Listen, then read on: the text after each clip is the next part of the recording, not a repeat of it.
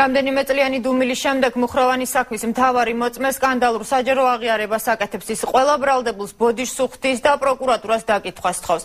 ობიექტური გამოძიების ჩატარების მოთხოვნით უკვე მიმართეს ბრალდებული სამხედროების ოჯახის წევრებმაც მუხროვანის ამბოხების ეგრეთ წოდებული ლიდერის გია კრიალაშვილის და პროკურატურას ძმის გარდაცვალების საეჭვო გარემოებების შესწავლას თხოვს და აცხადებს, რომ სპეცოპერაციაში, რომლითაც ბრალდებული სამხედროების აყვანა იგეგმებოდა, მაშინდელი ხელისუფლების მაღალჩინოსნები პირადად მონაწილეობდნენ. რამდენად სანდოა გია ღვალაძის აღიარება, რომელმაც პროცესის განმავლობაში რამდენჯერმე შეცვალა ჩვენება და კრიალაშვილის გარდაცვალების რა საეჭვო გარემოებებზე საუბრობს ოჯახი. არანაირი დაზიანება არც სისხლით დასრული არ არის და მე ვფიქრობ ეს სპეცოპერაცია რომ მომხდარიყო სამუთები ან ტყუების შედეგად ან დაიცხრილებოდა ან კიდევ სისხლით მაინც დაისვრებოდა.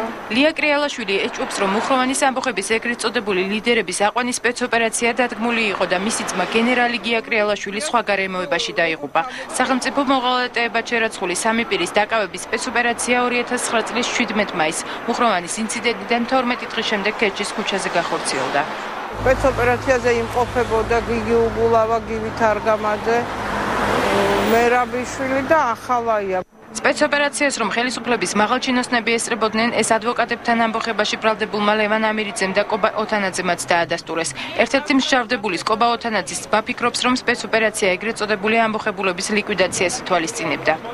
ეს იყო დაგეგმილი ოპერაცია, მათ დაკავებული ჰყავდათ წინასწარ ეს ბიჭები, ჩაცხრილვა მოხდა მარშრუტკის ტიპის მიკროავტობუსში.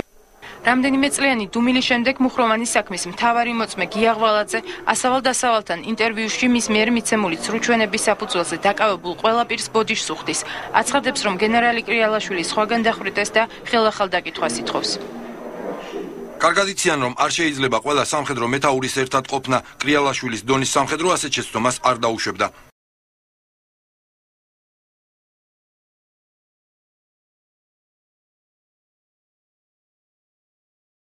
ჯარს ვერ დავაჩმორებთო.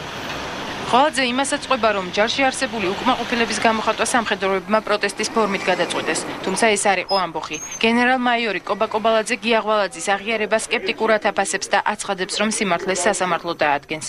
მე არ ვიცი ღვალაძე რას საუბრობს, მე შევხედავ ღვალაძე რას გააკეთებს. როცა დაიწყება სასამართლო პროცესი. მუხროვანის ამბოხის საქმეზე დღემდე 16 პირი იხდის სასჯელს. აქედან 4 სამხედროა. ოჯახის წევრები მიიჩნევენ, რომ ისინი პოლიტპატიმრებად უნდა ცნონ და საქმის გამოძიებამდე გაათავისუფლონ.